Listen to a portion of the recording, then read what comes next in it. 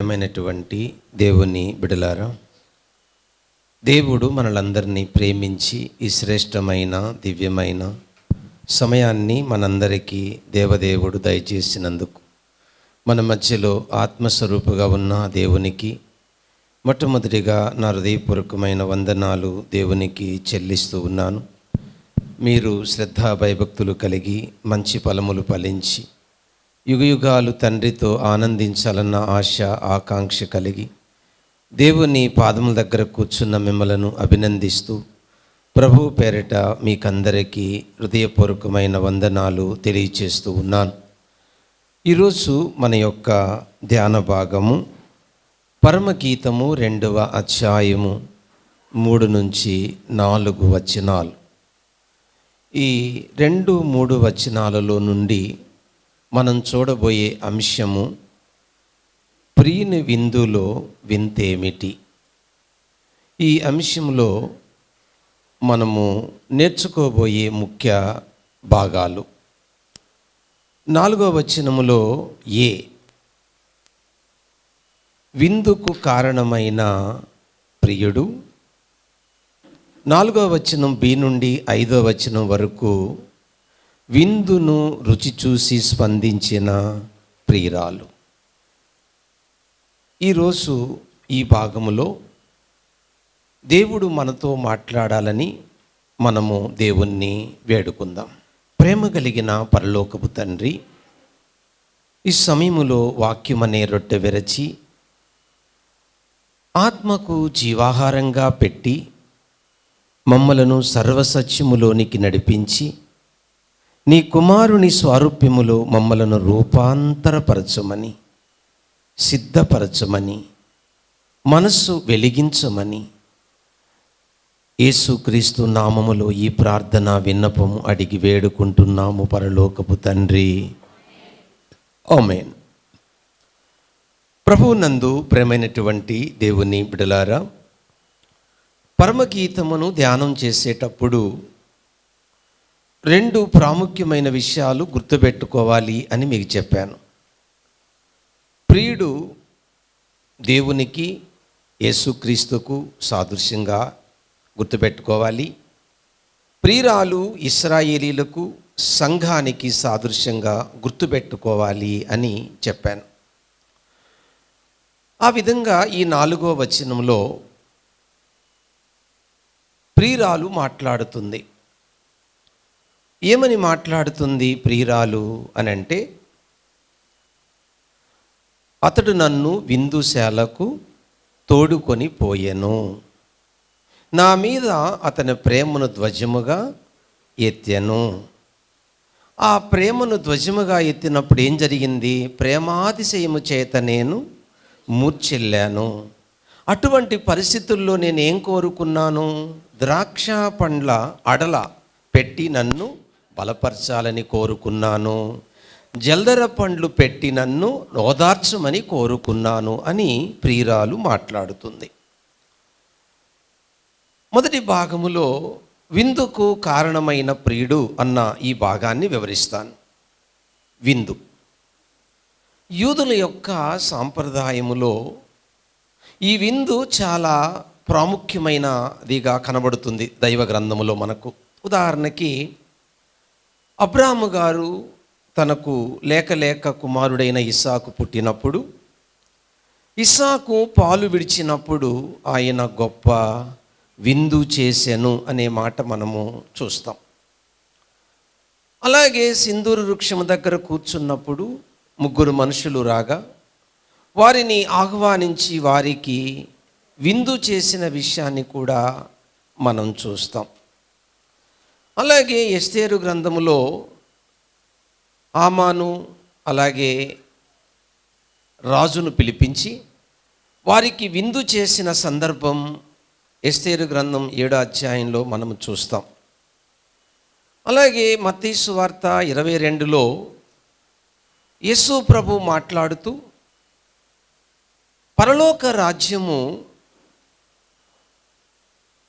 ఒక వ్యక్తి తన కుమారునికి పెండ్లి విందు చేసిన రాజును పోలి ఉన్నది అంటాడు. అంటే వివాహ సంబంధమైన విందు. అలాగే లేవి లేక మత్తయి అనేటువంటి వ్యక్తి యేసు ప్రభును నమ్మినప్పుడు, మత్తయి సువార్త రాసిన ఆ యొక్క సుంకరుడైన మత్తయి యేసు ప్రభుని నమ్మినప్పుడు గొప్ప విందు చేశాను అని లోకా సువార్తలో మనం చదువుతాం 5:29లో. ఈ విధంగా బైబిల్ గ్రంథములో విందును గూర్చినటువంటి వివరాలు చాలా ఎక్కువే ఉన్నాయి. అయితే యూదులు ఈ విందును వారి వారి స్థాయిని బట్టి, స్తోమతను బట్టి చేస్తారు. కొంతమంది ఎక్కువ రోజులు చేస్తారు, కొంతమంది తక్కువ రోజులు చేస్తారు. ఆ దినాలలో వివాహం అనేది ఒక్క రోజుతో ముగియబడలేదు. చాలా ఎక్కువ రోజులే ఆ వివాహ సంబంధమైన విందులు జరుగుతూ ఉండేవి వాళ్ళ సాంప్రదాయంలో.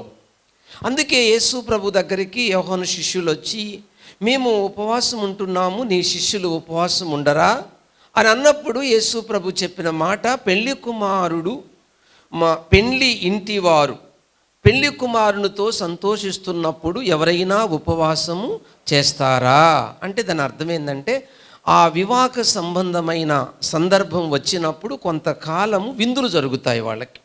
ఆ టైంలో వాళ్ళు ఉపవాసము ఉండరు. అది యూదుల యొక్క సాంప్రదాయం.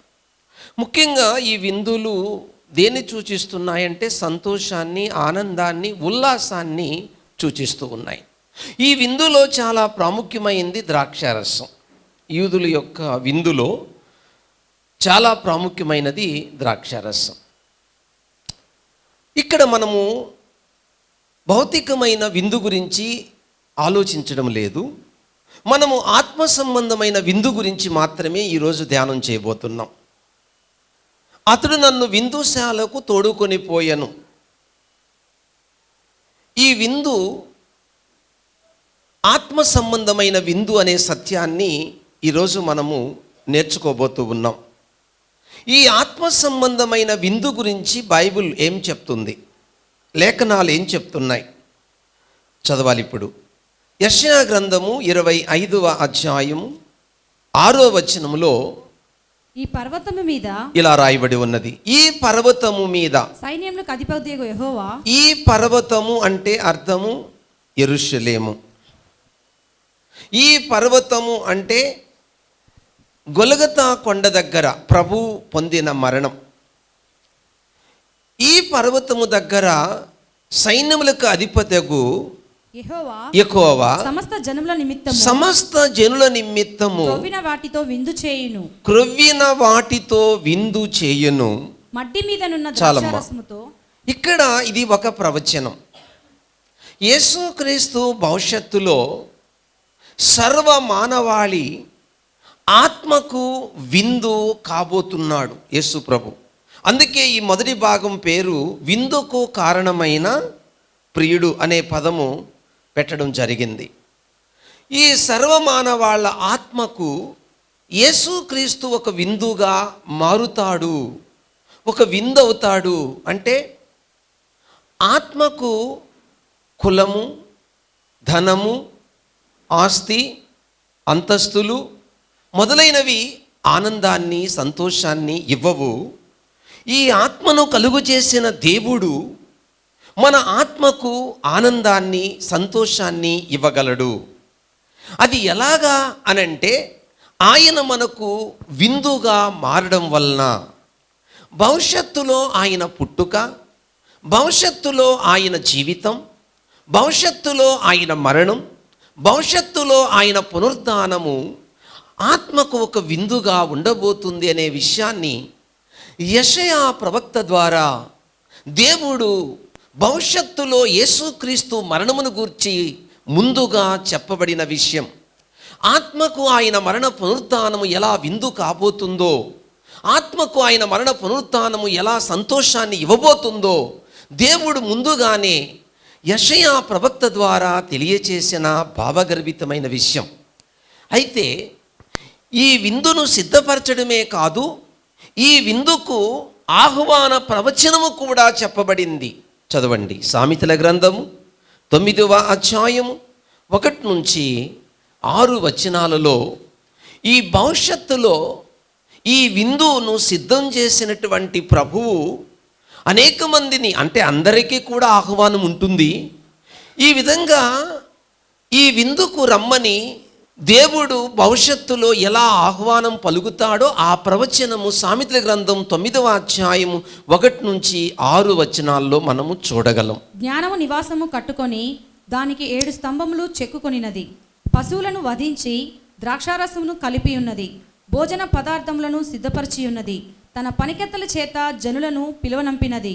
పట్టణమందలి మెట్టల మీద అది నిలిచి, జ్ఞానం లేనివాడా ఇక్కడికి రమ్మని ప్రకటించుచున్నది. తెలివి లేని వారితో అది ఇట్లనుచున్నది, వచ్చి నేను సిద్ధపరిచిన ఆహారమును భుజించుడి, నేను కలిపిన ద్రాక్షారసమును పానము చేయుడి. ఇది యేసుక్రీస్తు యొక్క మరణ పునరుత్థానము ద్వారా వినబడుతున్న సువార్త, మనిషి ఆత్మకు ఆహారము. యేసు ప్రభు ఇదే మాటలు యోహాను సువార్త 6వ అధ్యాయంలో ఏమన్నాడు? నేను పరలోకము నుండి దిగివచ్చిన నిజమైన ఆహారము. ఇంకేమన్నాడు? నన్ను తినువాడు ఎన్నటికీ నశించడు, వాడు నిత్య జీవమునకు వారసుడు. నేను నిజమైన ఆహారము, నేను నిజమైన పానీయము. కాబట్టి సామెతల గ్రంథము 9వ అధ్యాయములో చెప్పబడిన ప్రవచనము యేసుక్రీస్తు మరణ పునరుద్ధానమును గూర్చిన ప్రవచనము. యేసయ్య మరణ పునరుద్ధానము ద్వారా వినబడుతున్న వాక్కు, వార్త, శుభవార్త, ఈరోజు నువ్వు వింటున్న ఈ మాటలు ఆత్మకు ఆహారము, ఆత్మకు జీవము అనే సత్యాన్ని మనము అర్థం చేసుకోవాలి. ఈ విధంగా పాత నిబంధనలో చాలా ప్రవచనాలు ఉన్నాయి. మచ్చుకు 2 మాత్రమే మీకు చూపించాను, అంటే అవగాహన కోసం. అంటే యేసు ప్రభు భవిష్యత్తులో సర్వ మానవాళి ఆత్మకు ఎలా విందు కాబోతున్నాడో దేవుడు ముందుగా తన ప్రవక్తల ద్వారా తెలియజేసిన సత్యాన్ని మీ ముందు 2 వచనాలు పెట్టడం జరిగింది. ఒకవేళ మీరు ఇంకా ఎక్కువగా ఆ రిఫరెన్సులు కావాలి అని అనుకుంటే మీరు వ్యక్తిగతంగా నన్ను అడిగినా మీకు ఆ లిస్ట్ ఇస్తాను. కాకపోతే ఏంటంటే ఆ సందర్భంలో ఆ వాక్యము అర్థం చేసుకోవడానికి కొన్ని మాత్రమే మీకు చెప్పడం జరుగుతుంది. ఇది నెరవేర్పును ఇప్పుడు మీకు చెప్పబోతున్నాను. ఈ ప్రవచనం యొక్క నెరవేర్పు ఎక్కడ చూస్తాం మనం? మత్తయి సువార్త 22వ అధ్యాయము 1 నుంచి 14 వచనాలలో ఈ ప్రవచనం యొక్క నెరవేర్పును గూర్చి యేసు ప్రభు సాక్షాత్తు ఈ ఎగ్జాంపుల్ను, ఈ ఉపమానమును పెండ్లి విందుతో పోల్చి వివరించడం జరిగింది. యేసు ప్రభు పరలోక రాజ్యము యొక్క ప్రవేశము, లేక పరలోక రాజ్యములో ఆనందించే వారి యొక్క పరిస్థితి, లేక ఆ పరలోక రాజ్యములో నిలిచేవారి యొక్క స్థాయి, తాహత ఎలా ఉంటుందో చాలా అద్భుతంగా ఈ ఉపమానంలో యేసు ప్రభు చెప్పారు. ఈ ఉపమానాన్ని ప్రభు ఎలా తీసుకున్నాడు? పరలోక రాజ్యము ఒక వ్యక్తి తన కుమారునికి పెండ్లి విందు చేసిన ఒక రాజును పోలి ఉన్నది అన్నాడు. ఆ విందు సిద్ధం చేసిన తర్వాత రాజు తన పనివారిని పంపాడు, సేవకులను పంపాడు. మీరు వెళ్ళి ఈ విందుకు ఎవరైతే ఆహ్వానితులో, లేక ఆ ఇన్విటేషన్ ఎవరికి ఇవ్వబడుతుందో వారిని పిలవండి, ఈ విందుకు ఎవరు అర్హులో వారిని పిలవండి అనే మాట. సో ఇక్కడ ఈ కాంటెక్స్ట్లో ఈ విందుకు మొదట పిలవబడిన వారు యూదులు. ఈ విందుకు మొదట పిలవబడిన వారు యూదులు. అయితే యూదులు నెపములు చెప్పి ఆ విందుకు రాలేదు, అంటే యేసుక్రీస్తును అంగీకరించలేదని దాని యొక్క భావమై ఉన్నది. ఆ విందుకు రాలేదు అనంటే యేసు ప్రభుని నమ్మలేదని అర్థం. ఆ విందుకు రాలేదనంటే యేసు ప్రభుని తిరస్కరించారని అర్థం. ఆ విందుకు రాలేదు అనంటే యేసు ప్రభును గూర్చినటువంటి వార్త వారు మనసును పెట్టలేదు, చెవిని పెట్టలేదని దాని యొక్క భావం. ఆ కారణము చేత మరి వారికి క్రీస్తు శకము 70వ సంవత్సరమున నాశనము సంభవించింది, పట్టణము కూలగొట్టబడింది, వారు అక్కడి నుంచి చెల్లాచెదురైపోయారు. అయితే ఈ విందు, దేవుడు సిద్ధం చేసిన ఈ విందుకు ఎవరు తర్వాత ఆహ్వానితులయ్యారు అని అంటే, మీరు వెళ్ళండి, కనబడిన వారందరినీ, బీదవాళ్లను, వికలాంగులను పిలవండి అని సేవకులకు రాజు చెప్పిన విషయము వారు అన్యజనాంగము అని అర్థం చేసుకోవాలి. యూదులు కాని వారికి ఈ ఆహ్వానం, ఈ విందుకు ఆహ్వానం వచ్చింది. మొదట ఈ విందుకు ఆహ్వానం యూదులకు వచ్చింది. వారు తిరస్కరించినందున, వారు కాదన్నందున, వారు రానందున, వారు నెపములు చెప్పినందున. ప్రశ్న, వారికే మొదట ఈ ఆహ్వానం ఎందుకు వెళ్ళింది పాస్టర్ గారు? ప్రవచనములు వారికి తెలుసు. భవిష్యత్తులో మెస్సైను గూర్చిన ప్రవచనములు వారికి తెలుసు. తోరా 5 గ్రంథాలు వాళ్ళ చేతిలో ఉన్నాయి. ప్రవక్తల గ్రంథాలు వాళ్ళ చేతిలో ఉన్నాయి. మెస్సయ్య ఈ భూమి మీదకి వచ్చినప్పుడు ఆయన పుట్టుక, ఆయన మరణము, ఆయన పునరుద్ధానం, మానవ జాతికి ఎలా రక్షణ కలిగించబోతుందో దేవుడు ముందుగా తన ప్రవక్తల ద్వారా బయలుపరిచాడు. అందుకే ఆ విషయము వారికి బాగా అర్థమవుతుంది. విందుకు మొదట వారు ఆహ్వానితులు. వారి నుండి రక్షణ భూప్రపంచమంతా వ్యాపించాలన్నది దేవుని యొక్క ప్రణాళిక. అయితే వారు ఆ ప్రవచనాలను కానీ దేవుని ఉద్దేశములను కానీ గ్రహించనందున ఆ విందుకు వారు రాలేదు, అనగా యేసుక్రీస్తును వారు అంగీకరించలేదు. అప్పుడు ప్రపంచమంతా కూడా సువార్త వెళ్ళింది. అన్ని జనాంగమైనటువంటి వారు ఈ విందుకు పిలువబడ్డారు. అయితే ఇందులో ఒక ఆసక్తిదాయకమైన విషయం ఉన్నది. ఈ మత్తయి సువార్త 22వ అధ్యాయంలో ముఖ్యంగా 11వ వచనము 12వ వచనం గమనిస్తే, ఈ విందుకు పిలువబడినటువంటి వారిలో అన్ని జనాంగం ఉన్నారు. వారిలో ఒకనికి పెండ్లి వస్త్రము లేదు. రాజు ఈ విందు శాలలోనికి వచ్చి చూడవచ్చినప్పుడు పెండ్లి వస్త్రము లేకనే విందుశాలలో కూర్చున్న వ్యక్తిని చూసి, స్నేహితుడా, పెండ్లి వస్త్రము లేకయే నువ్వు విందులో కూర్చున్నావా అని అడిగితే వాడు మౌను అయి ఉండేను. ఆ కాంటెక్స్ట్లో పెండ్లి వస్త్రం అంటే అర్థం ఏంటంటే స్వనీతి అని అర్థం. ఒక వ్యక్తి దేవుని రాజ్యానికి పోవడానికి స్వనీతి పని చేయదు అని అర్థం అండి. అలా పిలువబడినప్పుడు అతను అనుకున్నాడు, యూదుడి కంటే నేను మంచివాడను, ఇతరుల కంటే నేను మంచిదానను. నో నో కాదండి.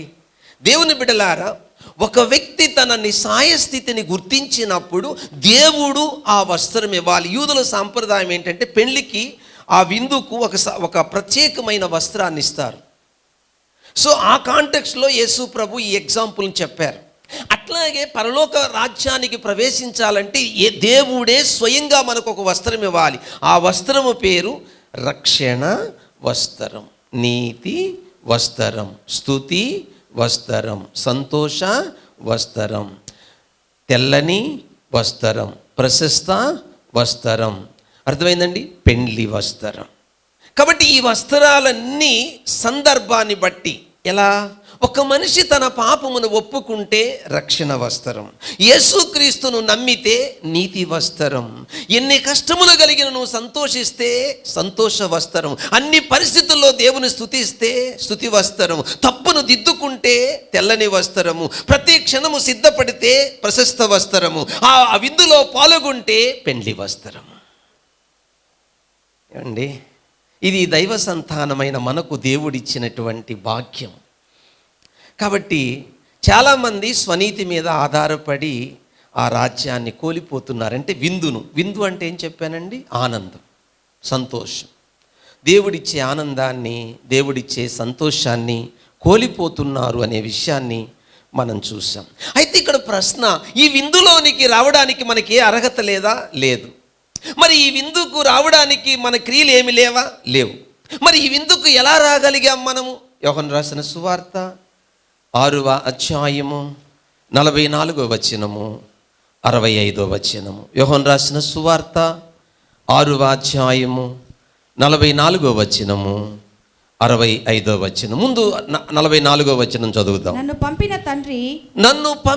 తండ్రి వానిని ఆకర్షిస్తేనే గాని ఎవడు నా యొద్దకు రాలేడు. యూదులు అనుకున్నారు, నిన్ను వెంబడించే వాళ్ళంతా పిచ్చోళ్ళు, వాళ్ళకి బుర్ర పని చేయట్లేదు, అసలు నువ్వెవరవో మాకు తెలియనప్పుడు నిన్ను వెంబడిస్తున్న వాళ్ళంతా అమాయకులు, వాళ్ళకేం తెలియదు. అప్పుడు ప్రభు అన్నాడు, నన్ను ఎవడైనా వెంబడించాడు అని అంటే నన్ను చూసి కాదు, నా తండ్రిని చేత ఆకర్షింపబడి నా దగ్గరకు వస్తున్నారు.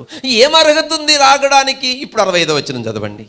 అర్హత ఏంటి వారు ఈ మరియు విందుకు రావడానికి? ఆయన తండ్రి చేత వానికి ఆయన తండ్రి చేత. 65వ వచనం, యోహాను రాసిన సువార్త 6వ అధ్యాయం 65.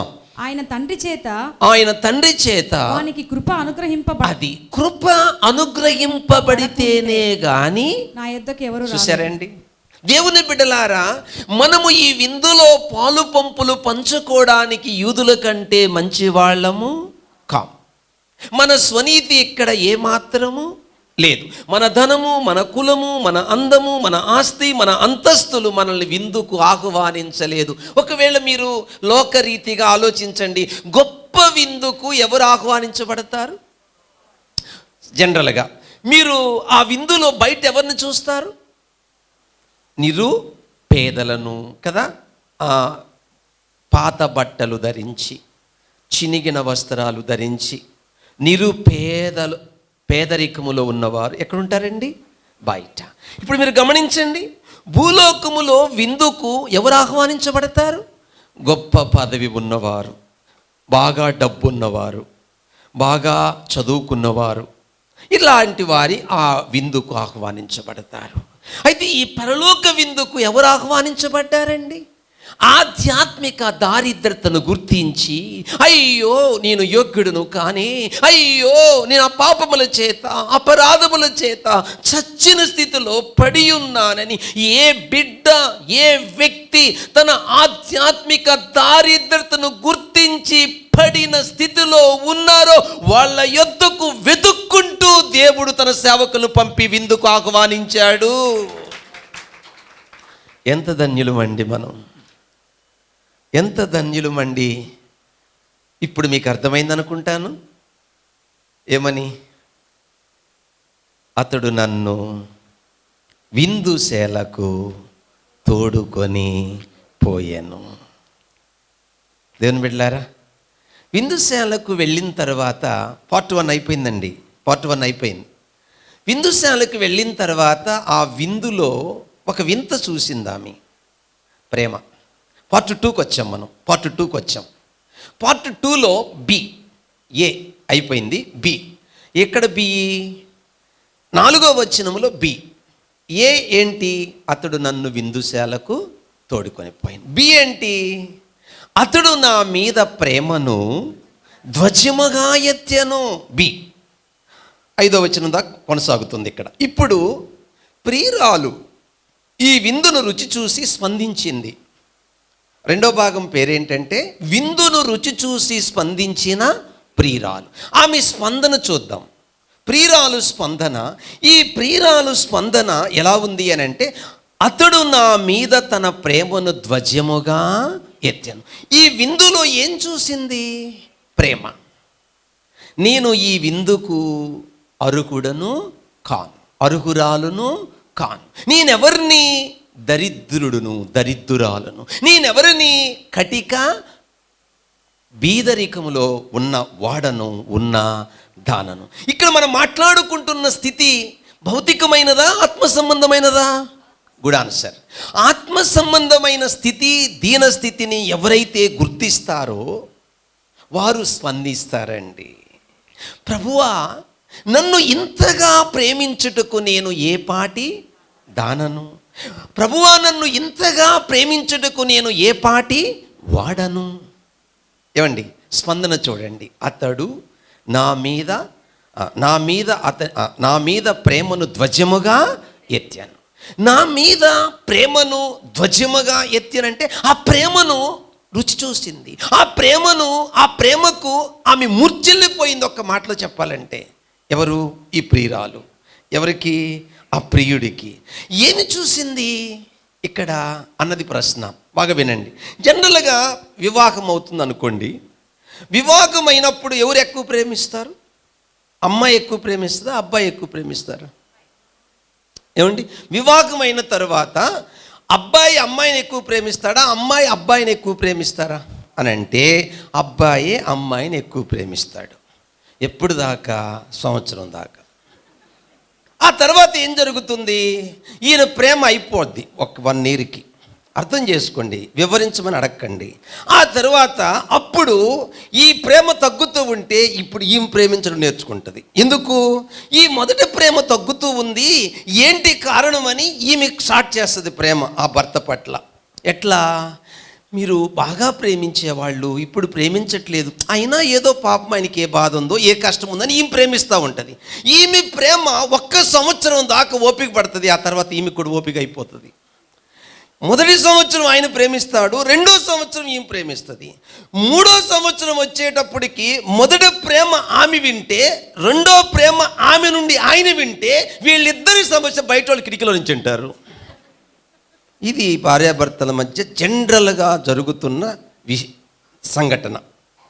ఏమండి, మరి 1 year తర్వాత ఎందుకు ఆయన ప్రేమను కోల్పోయాడంటే ఆయన శారీరక ప్రేమించాడు కానీ ఆత్మీయంగా ప్రేమించలేదు. మరి 1 year తర్వాత ఈమె ఎందుకు ఎంటబడిందంటే ఈ కనీసం నా ప్రేమను బట్టి అన్నా మారుతాడంటే ఆయన మారలా. 3వ సంవత్సరం నుంచి ఇక వార్ స్టార్ట్. మొదట నువ్వు ప్రేమించావు, ఇప్పుడు నువ్వు ఎందుకు ప్రేమించట్లేదు? నువ్వు ఎవరిని ప్రేమిస్తున్నావు? ఎవరితో ఎక్కువ ఫోన్లో మాట్లాడుతున్నావు? ఎక్కడ ఎంతసేపు గడుపుతున్నావు? War start. కారణం ఈమెమనుకున్నది, ఈ 1 year ప్రేమించిన ప్రేమ ఒరిజినల్ అనుకున్నది, ఆ డూప్లికేట్ అని తెలియదు పాపం. 2వ సంవత్సరం ఈమె ప్రేమించిన ప్రేమ ఆయన ఏమనుకున్నాడు, నేను ప్రేమించకపోయినా ఆమె ప్రేమిస్తాను అనుకున్నాడు. అసలు సంగతి ఆయనకి తెలియదు, ఏంటి? నన్ను అనుమానిస్తుందని. ఇవన్నీ డూప్లికేట్ ప్రేమలు. ఈ డూప్లికేట్ ప్రేమల గురించి ఇక్కడ మాట్లాడట్లేదని అర్థం చేసుకోండి. ఏమండి, నా మీద అతని ప్రేమను ధ్వజముగా ఎత్తాను. ఇది ఆత్మ సంబంధమైన ప్రేమ. దేవుడు నిన్ను ఎలా ప్రేమించాడో నీకు ఎలా అర్థమవుతుంది? నేను చాలాసార్లు చెప్తూ ఉంటాను, భర్త ప్రారంభ దినాల్లో ప్రేమించేది ప్రేమ కాదు, భార్య ప్రేమించేది ప్రేమ కాదు, పరిస్థితులు అనుకూలంగా ఉన్నప్పుడు ప్రేమించేది అది ప్రేమ కాదు. ఒక స్త్రీ ఒక పురుషుడు ఏమండి నిస్సహాయ స్థితిలో ఉన్నప్పుడు చూపేదే నిజమైన ప్రేమ. ఇద్దరు బాగున్నప్పుడు ఒకరికొకరు గోరుముద్దలు పెట్టుకోవడం ప్రేమ కాదు. ఒక స్త్రీ చూడ్డానికి ఎవరు ఆమె దగ్గరకు వచ్చి కన్నులెత్తి చూడలేక లేక దుర్వాసన కొడుతున్నప్పుడు వెళ్ళి భోజనం పెట్టేది నిజమైన ప్రేమ. ఒక పురుషుడు నిస్సహాయ స్థితిలో పడున్నప్పుడు తల్లి తోబుట్టువులు అందరూ విడిచిపెట్టిన భార్య వెళ్ళి ఆ సమయంలో సేవ చేయడం నిజమైన ప్రేమ. ఇప్పుడు అదే చూసింది ప్రియురాలు. మీకు అర్థమైంది అనుకుంటాను. మొదట ఎవరిని పిలిచారు ఈ విందుకి? యూదులను. అయితే యూదులు దానికి వచ్చారా? రాలా. ఇప్పుడు తర్వాత ఎవరిని పిలిచాడు? దిక్కుమాలిన బీదలైన వారిని. ఆ ఆధ్యాత్మికంగా పడిన నన్ను ఈ విందుకు పిలవడానికి నా దగ్గర ఏ అర్హత కూడా లేదు. మరి నన్ను ఆయన ప్రేమించడానికి ఆయన ఏం చేశాడు? నన్ను ప్రేమించడానికి నా కొరకు ఆయన చేసిన త్యాగము ఏమిటి? ఏమండి, దేవుని ప్రేమను అర్థం చేసుకోకపోతే మనము దేవుణ్ణి ప్రేమించలేము. నువ్వు ఆయన ప్రేమను ఎంతగా అర్థం చేసుకుంటావో అంతగా నువ్వు దేవుణ్ణి ప్రేమించగలవు. చిన్న ఎగ్జాంపుల్ చెప్తాను. ఒక చోట కాల్పులు జరుగుతున్నాయి. ఆ సమయంలో ఒక పసిబిడ్డను తీసుకొని ఒక తల్లి తన బిడ్డను కాపాడుకుందామని ఇల్లు వదిలి బయటికి వెళ్ళిపోయింది. అది భయంకరమైన చలి ప్రాంతం. ఆ టైంలో విపరీతంగా చలి వీస్తుంది. తన బిడ్డ వణికిపోతున్నాడు. ఒక ప్రాంతానికి ఒక చోటుకు వెళ్ళి తన బట్టలను తీసి బిడ్డకు చుట్టేసి గట్టిగా కౌగిలించుకుంది ఈ తల్లి. కొంత సమయానికి చలి ఎక్కువైపోయి తల్లి చచ్చిపోయింది. బిడ్డ తల్లి యొక్క కౌగిటికి వేడికి బతికున్నాడు. ఒక భార్యాభర్తలు కారులో వెళుతూ ఆ బిడ్డ స్వరాన్ని విని కారు ఆపి ఆ చోటుకు వెళ్ళి ఆ దృశ్యాన్ని చూసి ఆశ్చర్యపోయి ఆ తల్లిలో ఒడిలో ఆ కౌగిట్లో ఉన్న బిడ్డను తీసుకొని పాశ్చాత్య దేశానికి వెళ్ళి ఆ బిడ్డను పెంచుకున్నారు. ఒక రోజున బిడ్డ పెద్దవాడైన తర్వాత ఒక ప్రశ్న వేశాడు. మమ్మీ, డాడీ, చిన్ననాటి నుండి నన్ను వేధిస్తున్న ప్రశ్న ఏంటంటే, మీరేమో అమెరికన్స్ లాగున్నారు మీ రూపం, నేనేమో ఇండియన్స్ లాగున్నాను, మీరు ఇద్దరూ తెల్లగా ఉన్నప్పుడు నేను నల్లగా ఇండియన్స్ లాగా ఎందుకు పుట్టాను చెప్పండి అని వాళ్ళు ఒకరు ముఖాలు ఒకరు చూసుకున్నారు. బాబు అదేముంది, రకరకాల కారణాల వల్ల అలా పుడుతుంటారు అంటే, అట్లాంటి వాళ్ళు ఎవరు లేరే ఇక్కడ అన్నాడు ఈ బాబు. చివరికి ఒకరు ముఖాలు ఒకరు చూసుకొని నిజము చెప్పక తప్పలేదు. జరిగిన విషయం అంతా చెప్పడం జరిగింది. అప్పుడు ఈ బాబు ఒక కోరిక కోరాడు. నా తల్లి ఎక్కడ చనిపోయిందో, నా తల్లి ఎక్కడ ప్రాణం పెట్టిందో, నా తల్లి ఎక్కడ నా కొరకు ప్రాణాలు అర్పించిందో ఆ ప్లేస్కు నన్ను తీసుకెళ్ళండి. అప్పుడు బిడ్డ కోరికను కాదనలేక వారు బాబు తల్లి చనిపోయిన ప్రదేశానికి వచ్చారు. బాబుని ఆ ప్లేస్ చూపించి ఇదే మీ అమ్మ చనిపోయిన స్థలము అన్నారు. ఆ సమయంలో ఈ బాబు ఆ పెంచిన తల్లిదండ్రులకు చెప్పాడు, మీరు నాకు ఒక గంట సమయం ఇచ్చి ఇక్కడి నుంచి వెళ్ళిపోతారా అన్నాడు. వాళ్ళకి భయం వేసింది. నేను చనిపోను, నాకు కొంత సమయం కావాలి, మీరు భయపడొద్దు అన్నాడు బిడ్డ. ఎట్టకేలకు ఆ తల్లిదండ్రులు అక్కడి నుంచి కొంచెం దూరం వెళ్ళిపోయారు, దూరంగా. ఈ బాబు ఏ టైములో ఏ సమయంలో తన తల్లి చనిపోయిందో అదే టైములో అదే సమయంలో బట్టలు ఇప్పేశాడు. బట్టలు ఇప్పేసి తన తల్లి ఎలా వేదన పడింది, తన తల్లి ఎలా కుమిలిపోయింది, తన తల్లి ఆ బిడ్డ ఆనందము కొరకు, ఆ బిడ్డ బ్రతుకుట కొరకు, ఆ బిడ్డకు జీవం పోయిట కొరకు, ఆ బిడ్డకు భవిష్యత్తు ఇచ్చుట కొరకు ఆ తల్లి పడిన బాధ, ఆ తల్లి అనుభవించిన రోదన, ఆ తల్లి పొందినటువంటి శోభ ఎంత భయంకరంగా ఉంటుందో ప్రాక్టికల్గా ఆ బిడ్డ ఆ చలిలో అనుభవించి గుండెలో బాదుకుంటూ వెర్రి కేక పెట్టి ఏడుస్తున్నాడు. అమ్మా, ఏ పరిస్థితుల్లో నువ్వు నన్ను ప్రేమించావో, ఏ పరిస్థితుల్లో నా కోసం ప్రాణం పెట్టావో, ఏ పరిస్థితుల్లో నీ కన్న కడుపు పేగు తరుక్కుపోయిందో ఇప్పుడు అర్థమైందమ్మా నాకు. దేవుని బిడ్డలారా, బైబిల్ చెప్తుంది, లేఖనం చెప్తుంది, ఒక స్త్రీ గర్భాన పుట్టిన బిడ్డను ఏ తల్లైనా కరుణింపకుండా మరుచునా, వారైనా మరుచుదురు కానీ నేను మిమ్ములను మరువను. ఏమండి, యేసు ప్రభు నీ కోసం చేసిన త్యాగాన్ని, ఆ బిడ్డ తన తల్లి త్యాగాన్ని గుర్తించినట్టు నువ్వు గుర్తించావా? ఏ రోజైనా బాబు నువ్వు గుర్తించావా? అమ్మా నువ్వు గుర్తించావా? ఎలా గుర్తించాలి పాస్టర్ గారు చెప్తాను.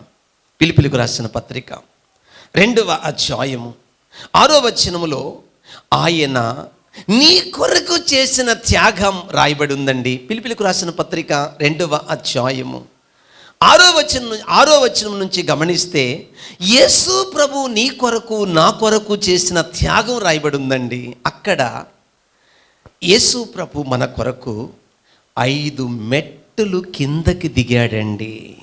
పాయింట్ 1, దేవునితో ఉన్న సమానమైన భాగ్యమును విడిచాడండి. దేవుని బిడ్డలారా, జాగ్రత్తగా వింటున్నారు కదూ. 2, మనుషుని పోలికగా పుట్టాడండి. మీరు అనుకుంటున్నారేమో, పాస్టర్ గారు దేవునితో ఉన్న సమానమైన భాగ్యము విడుచుట అంత గొప్పదా? దేవుని పిల్లలారా, ఒక అడవిలో పక్షిని తీసుకొని వచ్చి మీ ఇంట్లో పెంచితే కొంతకాలానికి ఆ పక్షి వదిలితే తమ జాతి పక్షులు తినేస్తాయి, అంటే ఇమ్మడలేవని అర్థం. అట్లా పరిశుద్ధుల మధ్య పరిశుద్ధులైన దేవుడు ఉంటూ పాపుల మధ్యకి మానవుని యొక్క పోలికతో పుట్టి రావడం మీరు అనుకున్నంత సులభము కాదు.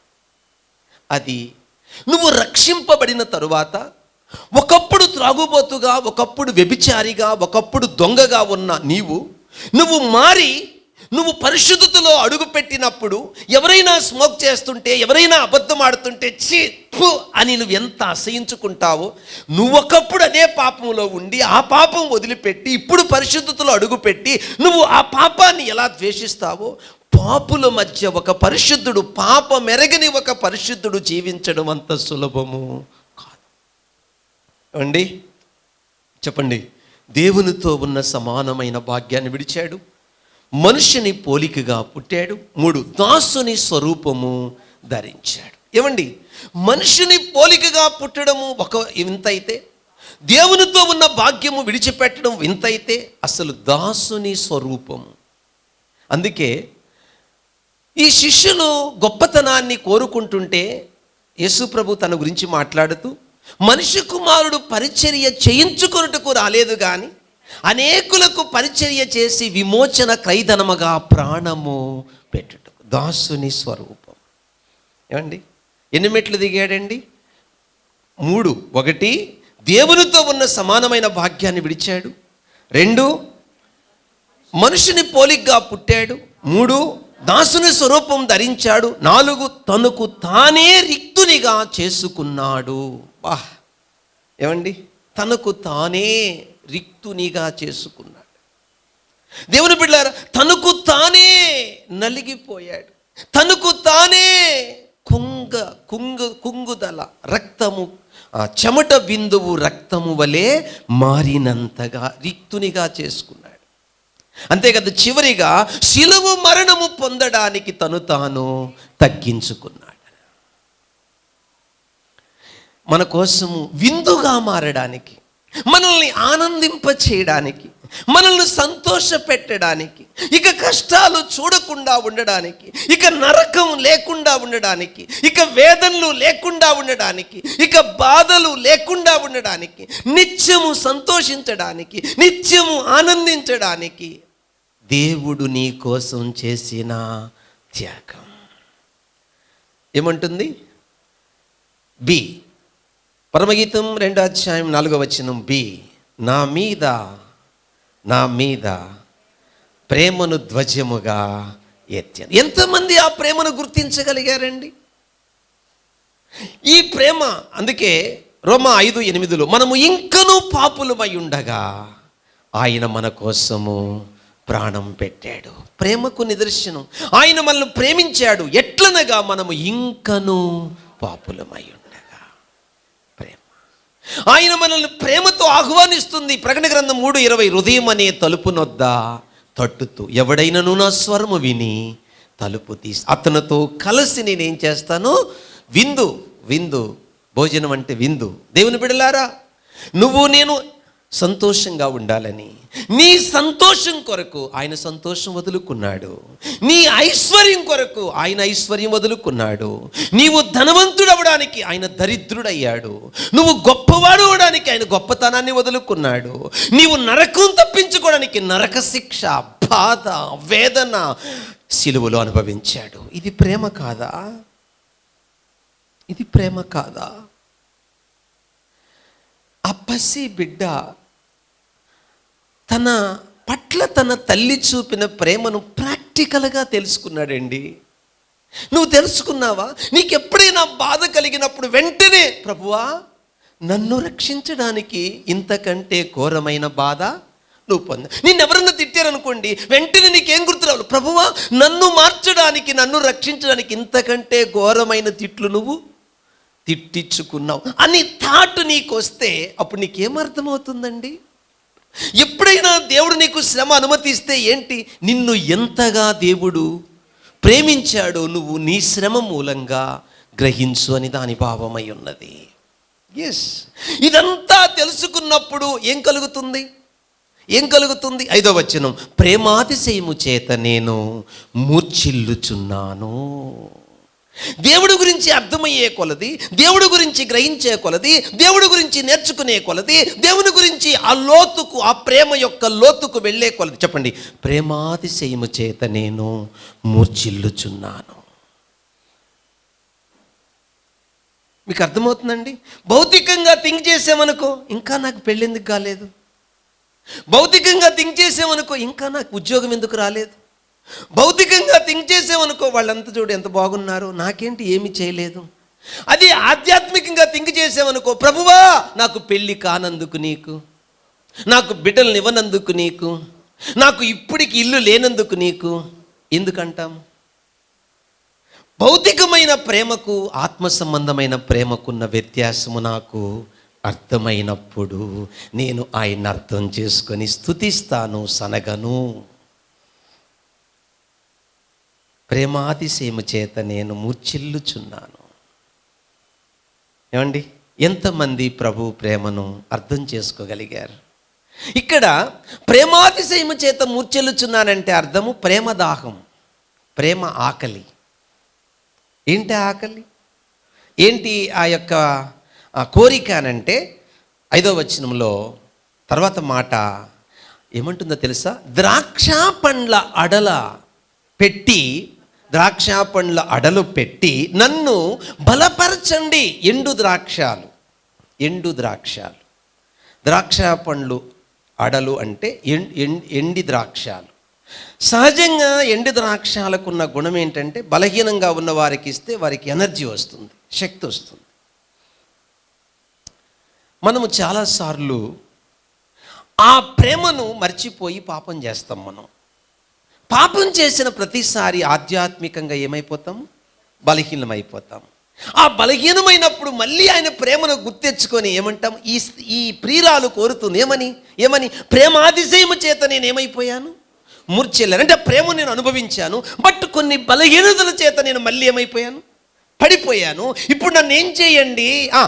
చెప్పండి. ద్రాక్ష పండ్ల అడలు పెట్టి నన్ను బలపరచండి. వండర్ఫుల్. దేవుని బిడ్డ, ఎక్కడ నీ ఆధ్యాత్మిక బలహీనతకు బలము దొరుకుతుంది అని అంటే యేసుక్రీస్తు పాదాల దగ్గర మాత్రమే. ప్రభు పాదాల దగ్గరికి వెళ్ళి, ప్రభువా జారిపోయానయ్యా, ప్రభువా పడిపోయానయ్యా, ప్రభువా దూరం అయిపోయానయ్యా, ప్రభువా దుఃఖ పెట్టానయ్యా, ప్రభువా కాని మాట పలికానయ్యా, ప్రభువా నా ప్రాచీన స్వభావం నన్ను వెంటాడుతుందయ్యా, దీని నుంచి నన్ను విడిపించవా, దీని నుంచి నన్ను రక్షించవా, దీని నుంచి నన్ను కాపాడవా అని నువ్వు ప్రార్థించినప్పుడల్లా, దేవుని మీద ఆధారపడినప్పుడల్లా, పాపంపై జయం వచ్చినప్పుడు, బలహీనతలపై జయం వచ్చినప్పుడు, బలహీనతలను జయించినప్పుడు నీ ఆత్మకు దేవుని శక్తి కలుగుతుంది. ప్రేమాతిశయము చేత నేను మూర్ఛిల్లుచున్నాను కాబట్టి ద్రాక్ష పండ్ల అడలు పెట్టి నన్ను బలపరచండి. ఎంత భావగర్భితమైన విషయం. నిజంగా ఆయన ప్రేమను రుచి చూస్తే వారు నటించలేరు. జీవితాన్ని ఇష్టం వచ్చినట్టు శరీర సంబంధంగా బ్రతకలేరు.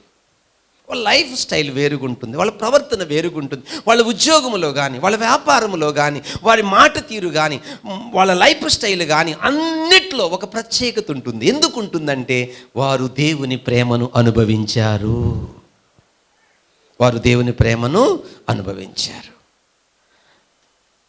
దేవుని బిడ్డలారా, చివరిగా ఈ ప్రియురాలు ఏం పలుకుతుందంటే, జల్దర పండ్లు పెట్టి నన్ను ఓదార్చండి. వర్డ్ ఆఫ్ గాడ్, దేవుని వాక్యం. దేవుని బిడ్డలారా, ఇక్కడ 2 విషయాలు గుర్తుపెట్టుకోవాలి. ఇందాక ద్రాక్ష పండ్ల గురించి మాట్లాడింది, అక్కడ రియల్ రిపెంటెన్స్. చెప్పండి, నిజమైన పశ్చాత్తాపం. ఒక మనిషి తన బలహీనతల విషయమై పశ్చాత్తాపడినప్పుడు క్రీస్తు రక్తము చేత కడగబడి దేవుని క్షమాపణ పొందిన ప్రతిసారి ఆత్మకు కలుగుతుంది బలం. ఇప్పుడు నేను తప్పు చేశానండి, తప్పు చేసినప్పుడు నాకేముంటుంది చెప్పండి? బాధ. నేను దేవుణ్ణి ఎలాగా బాధ పెట్టానని. వెంటనే దేవుని వాక్యం ఏం చేస్తుంది? ఏముంది? జల్దర పండ్లు పెట్టి నన్ను ఓదార్చండి అంటే దేవుని వాక్యములు ఏముందండి? చూడండి ఒకసారి, తెస్సలోనీయులకు రాసిన మొదటి పత్రిక 4వ అధ్యాయము 18వ వచనం. కాబట్టి మీరు ఈ మాటల చేత ఒకరినొకడు ఆదరించు. దేవుని మాటల్లో మనిషికి ఏముంది చెప్పండి? ఆదరణ. ఎంత అద్భుతమైన మాట. అందుకే రోజు వాక్యము వినాలి, అందుకే రోజు వాక్యం చదవాలి, అందుకే ఎడతెగక మనము ప్రార్థన చెయ్యాలి. ప్రభు బలలో చేవేయబోతున్నాం మనం. ఈ 2 మాటలు గుర్తుపెట్టుకోవాలి. ఎవడు నా శరీరము తినునో, ఎవడు నా రక్తము త్రాగునో, వాడు నిత్య జీవమునకు వారసుడు. అంటే ఏంటి అర్థము? అక్కడున్న రొట్టె తినడమా? కాదే. అక్కడున్న ద్రాక్షరసం తాగడమా? కాదే. దీని అర్థం ఏంటి? ఇక్కడ మీరు 2 భాగాలు చూశారు. మొదట ఏం చూశారు? విందుకు కారణమైన ప్రియుడు. 2వ భాగంలో ఏం చూశారు? విందును రుచి చూసి స్పందించిన ప్రియురాలు. నీ స్పందన ఎలా ఉంది? నీ ప్రియుని పట్ల, నీ ప్రియుడు మరణ పునరుద్ధానం పట్ల, నీ ఆత్మకు విందుగా మారిన దేవుని పట్ల నీ స్పందన ఎలా ఉంది? ఎలా ఉండాలి? స్పందన 1, నా మీద ప్రేమను ధ్వజముగా ఎత్తెను. స్పందన 1. స్పందన 2, ప్రేమాతిశయము చేత నేను మూర్ఛిల్లుచున్నాను. స్పందన 3, ద్రాక్ష పండ్ల అడల పెట్టి నన్ను బలపరచ. నెంబర్ 4, స్పందన 4, జలధర అంటే యాపిల్ అండి, యాపిల్ పళ్ళు, జలధర పండ్లు పెట్టి నన్ను ఓదార్చండి, నన్ను ఓదార్చండి, నన్ను ఓదార్చండి. దేవుని బిడ్డారా, పాఠము ముగించే ముందు మనమందరము స్వపరీక్ష చేసుకోవాలి. ప్రభువా, నాకు నువ్వు ఏమైపోయావు? విందుగా మారావు. మొదటి భాగం అంతా అదే, విందుకు కారణమైన ప్రియుడు. నా ఆత్మకు ఏమైపోయావు? ఆహారం అయ్యావు, జీవాహారం అయ్యావు. నీవు పుట్టుక, నీ మరణము, పునరుద్ధానము అనేది ఆత్మకు విందు అనే సత్యం ఈరోజు నేను నేర్చుకున్నాను. అయితే ఈ ఆనందము పర్మనెంట్గా నేను పరలోకంలో పొందబోతున్నాను. ఇక్కడ శరీరములో ఉన్నాను కాబట్టి నాకు కొంత ఆనందానికి పాపము ఆటంకంగా ఉంది. శరీరము వదిలిపెట్టిన తర్వాత శాశ్వతంగా ఆనందమే చూస్తాను పరలోకంలో. ఇక నేను శ్రమలు చూడను, కష్టాలు చూడను. అయితే అప్పటి వరకు ఈ భూమి మీద నా లోపాలను గుర్తిస్తూ ఏం చేయాలి? నీ ఎదుట నేను ఒప్పుకొని విడిచిపెట్టాలి. అప్పుడు నేను నీ నుండి అతిక్రమములు దాచిపెట్టువాడు వర్ధిల్లడు, ఒప్పుకొని విడిచిపెట్టువాడు కనికెరమును పొందు. అదండి బలం అంటే. నువ్వు పాపాన్ని జయించిన ప్రతిసారి, నేను ఒక విషయం చెప్తున్నానండి. నేను 85వ సంవత్సరంలో యేసుప్రభుని నమ్మాను. అంటే దాదాపు 35 ఏళ్ళు పూర్తయ్యాయి నేను ప్రభువుని నమ్మి. నా జీవిత అనుభవం చెప్తున్నాను మీకు. కొన్నిసార్లు నిద్రపోతున్నప్పుడు దెయ్యం తొక్కినట్టు, అపవిత్రాత్మ తొక్కినట్టు, ఆ టైంలో అని యేసు రక్తం చేయం అన్నా కూడా వాడు పోయేవాడు కాడు. ఆ తర్వాత సీరియస్గా చెప్తున్నానండి, నాట్ జోక్. ఆ తర్వాత నేను మోకరించి, ప్రభువా ప్రార్థన చేస్తున్నాను, బైబిల్ చదువుతున్నాను, వారానికి ఒకసారి ఉపవాసం ఉంటున్నాను, దశంభాగాలు ఇస్తున్నాను, ఎందుకు నాకు ఇలా జరుగుతుంది అనేవాడిని. నాకేం జవాబు వచ్చేది కాదు. తర్వాత నేను ఏం చేశానంటే, ప్రభువా నా లోపం చూపించు, నేను ఎక్కడ పడిపోయానో చూపించు, నా బలహీనతలు చూపించని ప్రార్థన చేసేవాడిని. దేవుడు నా బలహీనతలు చూపించినప్పుడు దాని మీద ప్రార్థన చేసేవాడిని. ప్రభువా దీని మీద నాకు జయమి, ఈ లోపాల మీద జయమి, ఈ బలహీనతల మీద జయమి అని ప్రార్థన చేసేవాడిని. ఎప్పుడైతే దాని మీద క్రమంగా చేయగా కొంతకాలానికి నాకు ఎప్పుడైతే జయం వచ్చిందో సేమ్ అదే పరిస్థితి మళ్ళీ వచ్చింది. అంటే నేను ప్రార్థన చేస్తుంటే ఏదో తొక్కినట్టు, లేకుంటే ఏదో డిస్టర్బ్ చేసినట్టు. యేసు నామం అనగానే పటాపంచలైపోయాడు వాడు. అంటే నాకేమిచ్చాడు దేవుడు? పాపంపై జయమిచ్చినప్పుడే సైతానుపై జయమొచ్చింది. ఏమన్నాను? పాపంపై జయమొచ్చినప్పుడే సాతానుపై నాకేమొచ్చింది? జయం. వాడు మనల్ని ఏం చేయడు. వాడిని దేవుడు ఒక ట్రిబ్లిం లాగా వాడుకుంటాడు. జస్ట్ అంటే ఏంటి, వాడు మనం దేనికి భయపడం, వాడికే భయపడతాం. అందుకే అప్పుడప్పుడు ఏదో తొక్కినట్టు బుట్టిదే అలా జస్ట్ అలా అనిపిస్తే అట్టన్నా మాటి నేను భయపడి ప్రార్థన చేస్తావని. మామూలుగా వినం మనం మాట. వాడికి రైట్సే లేవు మనం తాకడానికి. ఎందుకంటే మనము ఆయన రక్తములో విమోచింపబడ్డాం. విమోచన దినము వరకు పరిశుద్ధాత్మ చేత మనము ముద్రించబడ్డాం. వాడికి రైట్స్ లేవు, కానీ అనుమతిస్తాడు దేవుడు. ఎందుకు అనుమతిస్తాడంటే అట్టన్నా భయపడి మాట విని పాపంపై జయం వస్తుందని మనకు. మామూలుగా త్రాగుడు మానవంటే మానం, సిగరెట్ మానవంటే మానం, అబద్ధాలు మానవంటే మానం, సినిమాలు మానవంటే మానం, సీరియల్ మానవంటే మానం. ఏదో ఒకటి బలమైన కారణం చూపించాలి నీకు దేవుడు. అంత దూరం ఎందుకు తెచ్చుకోవడం అంటాను నేను. ఏమండి, మామూలుగా తల్లిదండ్రులు పిల్లల్ని ఎలా అంటారంటే, మర్యాదగా చెప్తున్నా తాకొద్దు, కొట్టేస్తా తాకొద్దు, కాళ్ళు ఎరగొడతా తాకొద్దు అని ఆ తర్వాత కర్ర తీసుకుని ఇచ్చేస్తారు. తగలరా అని చోట తగిలింది అనుకో. నాకన్నే నా బుచ్చే ఎన్నిసార్లు చెప్పాను, అప్పుడే ఈయనుంటే నీకు దెబ్బ తగలదు కదా. సేమ్ డైలాగ్ దేవుడు కూడా. కాబట్టి అంత దూరం తెచ్చుకోబాకండి అని చెప్తున్నాను మిమ్మల్ని. ఏమండి, ఓకే, ఏంటి ఈరోజు మన అంశం? ప్రియుని విందులో వింత ఏమిటి? చెప్పండి. వింత ప్రియుని విందులో వింత ఏంటి చెప్పండి, అయిపోయింది పాఠం. చెప్పండి వింత ఏంటి? నీ కొరకు ఆయన సిలువలో యజ్ఞమై ఆత్మకు విందుగా మారడమే విందులో వింత. నిన్ను ఐశ్వర్యవంతుడుగా, నిన్ను గొప్ప ఇంటికి వారసురాలుగా మార్చడమే ఈ విందులోని వింత. ఇంత త్యాగం చేసిన ఆ యేసు ప్రభుకి ద్రోహం చేయొద్దని, యూదా ఇస్కరియోతులాగా అమ్ముకోవద్దని నా 2 చేతులు జోడించి మీకు మనవి చేస్తున్నాను. అల్పకాల పాప భోగములు అనుభవించుట కంటే క్రీస్తు విషయమైన నింద గొప్ప భాగ్యమని ఎంచుకున్న మోషే లాంటి తీర్మానం మీకు వచ్చును కాక. తూర్పు పడమర ఉత్తర దక్షిణం మీకు ఇష్టం వచ్చిన వాళ్ళని సేవించండి, నేనును నా ఇంటి వారును యెహోవాను సేవించుదామని యెహోషువ తీర్మానముతో మీరు బ్రతుకుదురుగాక. ఒక్క పూట కూటి కోసము తన జ్యేష్ఠత్వపు హక్కును అమ్ముకున్న ఏశావు లాంటి భ్రష్టత్వం మీలో నశించునుగాక. 30 ఎండి నాణ్యముల కొరకు యేసు ప్రభుని అమ్ముకున్న యూదా ఇస్కరియోతు లాంటి ధనాపేక్ష మీలో నశించునుగాక. ప్రార్థన చేసుకుందాం. అందరం లేచి నిలబడదాం. ప్రభువా, ఈ దినమున నీవు నాతో ప్రియుని విందులో వింతేమిటి అన్న అంశం మీద పరమగీతము 2వ అధ్యాయము 4-5 వచనాలలో ఈరోజు వివరించావు. విందంటే ఏంటో చెప్పావు. ఆ విందుకు కారకుడు ఎవరో కాదు, యేసు ప్రభువే. యేసు ప్రభు పుట్టకపోతే, యేసు ప్రభు చనిపోకపోతే, యేసు ప్రభు తిరిగి లేకపోతే నా ఆత్మకు విందు లేదు. ఈరోజు నా ఆత్మకు విందు దొరికిందంటే యేసయ్య పుట్టుక, మరణము, పునరుద్ధానం 2. ఆ విందుకు నేను ఆహ్వానించబడ్డానికి నా ధనము, నా కులము, నా ఆస్తి కారణము కాదు, నా యొక్క స్వనీతి కారణము కాదు. నేను నిస్సాయకుణ్ణి, నేను నిస్సాయకురాలని ఆత్మ సంబంధమైన దారిద్రతను గుర్తించబట్టి విందుకు ఆహ్వానించబడ్డాను. ఆ ప్రేమ నా మీద ధ్వజముగా ఎత్తబడిందని నేను గుర్తిస్తే ప్రేమాతిశయము చేత నేను మూర్ఛిల్లిపోతాను.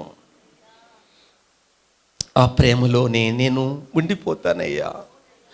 నీకోసం అది కులమైనా, ధనమైనా, ఆస్తైనా, అంతస్తులైనా విడిచిపెట్టడానికి ఇష్టపడతాను ప్రభువా. నువ్వు లేకుండా నేను బ్రతకలేను స్వామి. ఈ విధంగా ఒక్క 5 నిమిషాలు అందరం ప్రార్థన చేద్దాం. స్టార్ట్.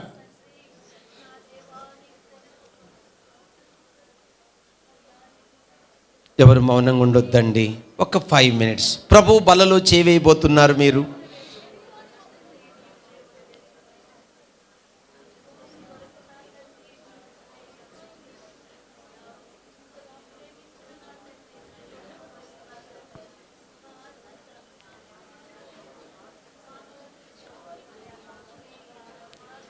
ఎవరు మౌనంగా ఉండొద్దండి. మీ హృదయం ఇప్పి కాసేపు ప్రాణప్రియుడు యేసుతో మాట్లాడండి. ఆ తల్లి కంటే ఎక్కువ ప్రేమించిన యేసుతో మాట్లాడండి. ఆ బిడ్డ తన తల్లి ప్రేమకు స్పందించి ఎలా ఏడుస్తూ గుండెలు బాదుకున్నాడో, నువ్వు కూడా ప్రభువా తల్లి కంటే ఎక్కువ నన్ను ప్రేమించావని ఆయనతో మాట్లాడండి.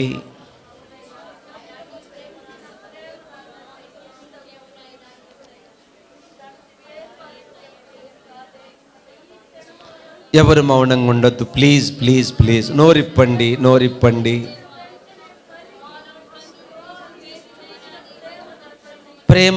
ప్రేమమూర్తి అయిన ప్రేమామయుడైన యేసు ప్రభుతో మనసిప్పి మాట్లాడండి. నీ ప్రాణప్రియుడితో,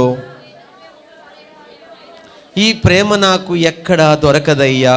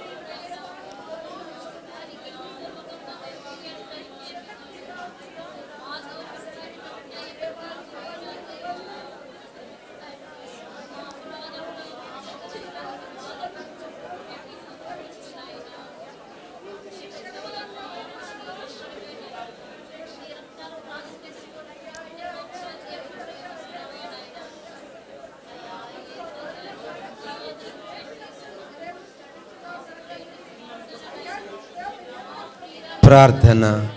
ప్రేమ కలిగిన మా పరలోకపు తండ్రి, ఈ సమయంలో నాతో మాతో అందరితో పరమగీతము 2వ అధ్యాయము 4-5 వచనాల ద్వారా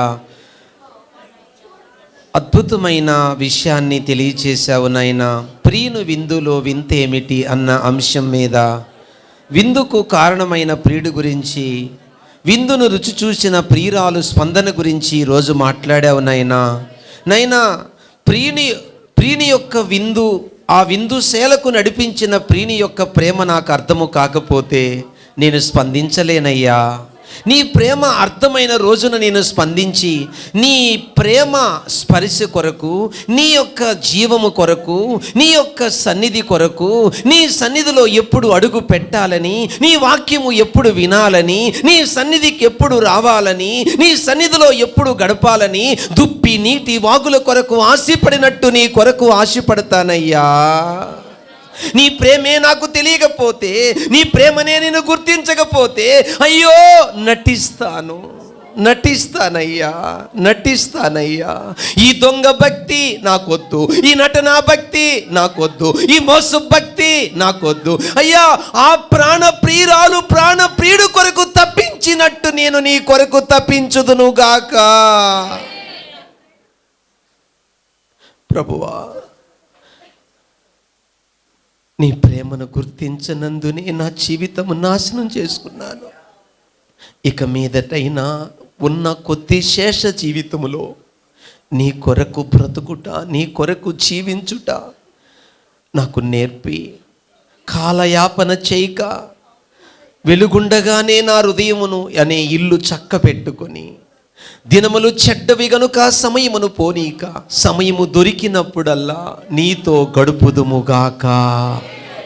ఇలాగు దీవించి, ఇప్పుడు నీ యొక్క రక్తమునకు సాదృశ్యమైన ద్రాక్షారసము, పాపక్షమాపణకు నిజంగా ఏ బిడ్డ ఇప్పుడు వాక్యం విని పశ్చాత్తాపడ్డారో, ఏ బిడ్డ నిజంగా నీ పాదాలు పట్టుకొని కన్నీళ్లతో నీ పాదాలు తడిపారో, నీ రక్తం వారిని కడిగిందయ్యా. నీ రక్తం వారిని కడిగిందయ్యా. యేసయ్యా, నీ రక్తం వాళ్ళని కడిగింది నాయనా. అయ్యా, నీ వాక్యము వారిని బలపరిచిందయ్యా. ఎక్కడ పడ్డారో, ఎక్కడ జారిపోయారో, నిజంగా పడిన స్థితిని గుర్తించి నేను పడ్డానయ్యా అని ఒప్పుకుంటే, నువ్వు దయతో పడిన బిడ్డలను చెయ్యి పట్టుకొని లేవనెత్తిన దేవుడు అయ్యా. ఆ విధంగా నీ వాక్యము చేత బలపరిచి, ఆదరించి, నీ కుమారుని రక్తము చేత తండ్రి బిడ్డలను స్వస్థపరిచి, పాపక్షమాపణకు గుర్తుగా ప్రభు శరీరమునకు సాదృశ్యమైన రొట్టె, రక్తమునకు సాదృశ్యమైన ద్రాక్షారసం తీసుకోబోతుండగా ఇంకా పవిత్రతలో, ఇంకా పరిశుద్ధతలో రూపాంతరపరచమని యేసుక్రీస్తు నామమున అడుగుచున్నాము తండ్రి. మారు మనసు పొంది